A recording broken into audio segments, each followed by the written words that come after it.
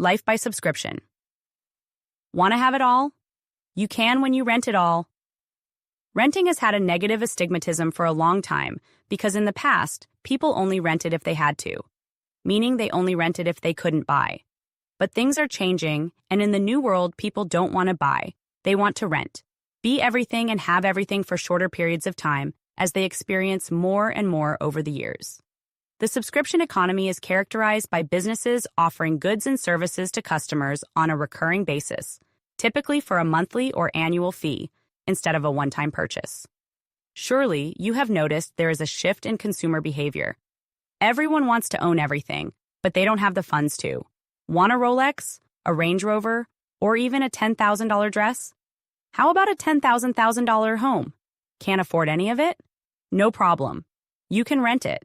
Life by subscription is sweeping the consumer market because due to social media and prevalence of luxury being pushed in everyone's face on the daily, everyone wants everything, but not everyone can afford to have it all. That is where the concept of life by subscription was birthed and is thriving. In a subscription-based world where you rent everything and own nothing, you can have it all. Many people, particularly younger generations, are prioritizing experiences and a secured future. How do you define a secured future?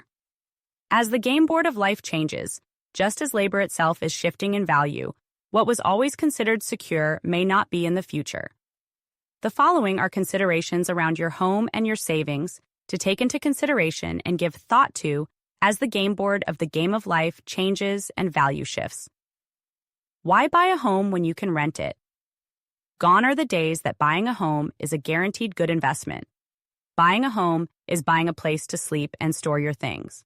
It is not an investment. Not a good one, at least. The landscape of the globe has changed. With the endless possibilities of ways to earn and flow money to create wealth, owning homes may be a thing of the past soon. Is owning a home a good investment? Sometimes, but not always. Do they make great places to live? Yes. I hear so many parents say they are worried about their kids not getting a job, competing with AI, and never owning a home. I wouldn't worry about them at all. I'd worry about yourself if you're of the generations who was raised and conditioned that you had to own a home. The younger generations could quantum leap the generations before them. Quantum leap those who are stuck in the old world with the old views on investing and earning. The new world has already arrived and is beginning to thrive. A home is necessary if you have a family that intends to stay in one place. But it isn't always a great investment. And millions of new ways exist to create wealth. The money we once all invested into buying a home can now be leveraged in many other industries, and the returns can be delivered quickly now. You can turn around and rent any house you want off the profit or the interest of your investment. Locking up mass amounts of cash for long periods in a home is not necessarily a good move with how fast the world is now moving. I predict the millennials that skip buying homes and enter into investments are about to quantum leap over their parents and the generations that came before them. They are learning how to leverage and flow money to create wealth rather than parking it and waiting decades to maybe make a return. Millennials know how to create money out of thin air simply by the flow movement. They will make investments and use the interest of their investments to rent homes. Why is this? Because the newer generations live life by a subscription-based life, not a life chained to one spot, location, job, role, or even career. They understand that money can flow, and if it flows around, it gets them everything at one moment in time, rather than having one large asset, such as a house under ownership. Home ownership is an illusion. You own it, but you do not have absolute ownership of it. The game of what is a good asset is changing. In the years to come, you may want to reevaluate what you consider a good asset. Once it was wise to own a home. Is it still? I don't think so. Do houses still make great homes? Yes, but do they make great assets? Maybe, maybe not. Things are changing. Why do all the government leaders keep saying, you'll own nothing and be happy? Every North American should understand. It's a trap. A mortgage is debt, not an asset. If that asset is not appreciating, it is a liability. Why are you paying tax annually on an asset? Not an asset. It's a loan that you already paid tax on. With the money you already paid tax on, The entire globe will move to a usage model over an ownership model in the next decade. Mathematically, few homes make sense to own. As Grant Cardone preaches, own what is a good investment and never own where you live. For you don't actually own your home. No one does in Canada, at least. The traditional notion of homeownership is undergoing a significant reevaluation. The reality is that when you own a home, what you actually possess is more akin to a right of use. In Canadian law, the right of use for a home means you have the legal right to use and enjoy the property, but you don't actually own the land it's on. This means you can live in, modify, or rent out your home, but you still have to follow certain rules set by the landowner or governing authorities. In American law, the concept is similar. This has always been the case and no one seemed to mind. That was until the system started extending more rules.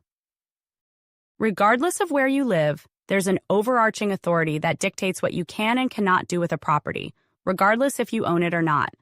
Could you imagine purchasing a Rolex and being told what days you could wear it and for how long?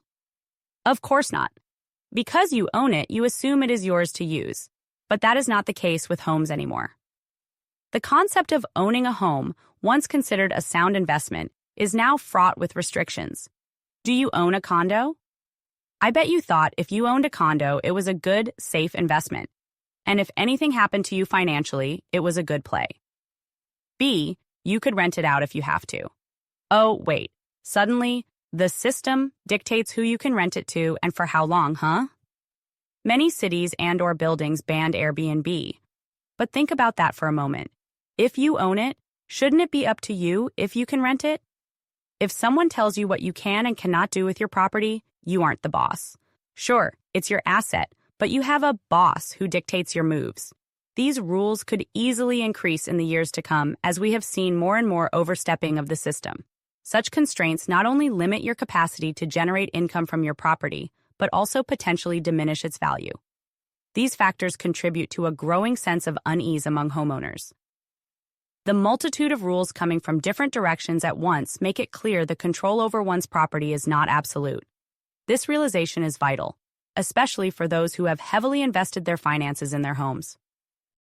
The changing landscape of property ownership, influenced by fluctuating global economic conditions and evolving regulatory environments, suggests that what was once deemed a secure investment might no longer offer the same level of security or returns. N-based models cater to this desire for flexibility, allowing consumers to try out different products and services without being locked into long-term ownership. This trend is also fueled by the growing demand for convenience and personalization.